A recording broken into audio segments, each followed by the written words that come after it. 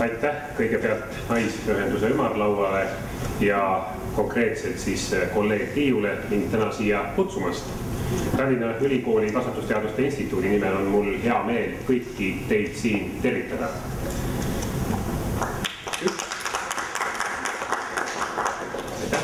Üks niisugune asi, kus ma arvan, aga ainult arvan, ma ei tea, kus soolisi erinevusi väga palju ei ole, on kiusatus rääkida asjadest, millest me ei tea.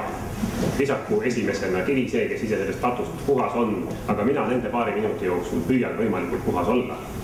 Ma sooliste stereotüüpide väljakujunemisest palju ei tea, aga mida see minu jaoks sügavalt isiklikult tähendab need paar korda, kui ma sellistel üritustel olen viibinud, ka kevadine üritus on mul hästi meeles, on, et siin rääkimiseks ma natukene lasen peast läbi niisugused stereotüübid, mis mul võivad olla või mingisugused asjad sellega seoses, millele ma tavaliselt iga päev ei mõtle. Kui ma juba väga isiklikuks läksin, siis minu olukord tööl ja kodus, me just siin rääkisime töö ja kodu see, kuidas üks kipub teist segama ja lõpuks ei tea enam kuhu poole joosta, rääkisime siin kolleeg Gertrudiga just paar minutit tagasi. Minu olukord tööl on selline, et ma olen statistilises vähemuses. Minu ümber on valdavalt naiskolleegid, aga kodus on olukord täpselt vastupidine. Mul on 3 poega ja abikaasa.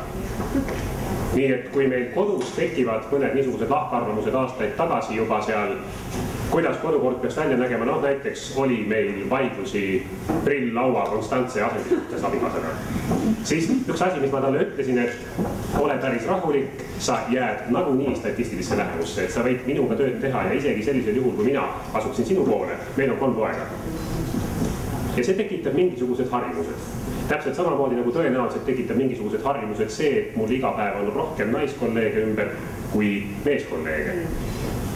Minu vennaga näiteks on asjad suhteliselt vastupidi, temal on 2 tütart ja iga päeva kolleegide hulgas kindlasti protsentuaalselt rohkem mehi. Aga ma ei ole kunagi varem mõelnud selle peale, et kas see tekitab mingisuguseid, kui me mõlemad oleme pere juurest või töö juurest ära ja omavahel räägime, kas see tekitab mingisuguseid niisugusi meie enda jaokski teadvustamata hoiakuid, arusaamu, millele me mõtleme alles siis, kui me sattume mõnele sellisele üritusele, nagu see täna on. Ma ei tea seda, aga kui te mind edaspidigi kutsute, siis ma võib-olla vahepeal midagi uurin välja ja räägin siis juba teadmiste põhjal.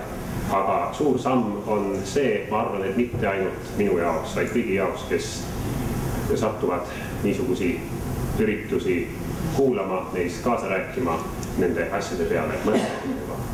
Aitäh veel kord mind kutsumast ja töist ja samal ajal meelelahutuslikku päeva siis kõigile.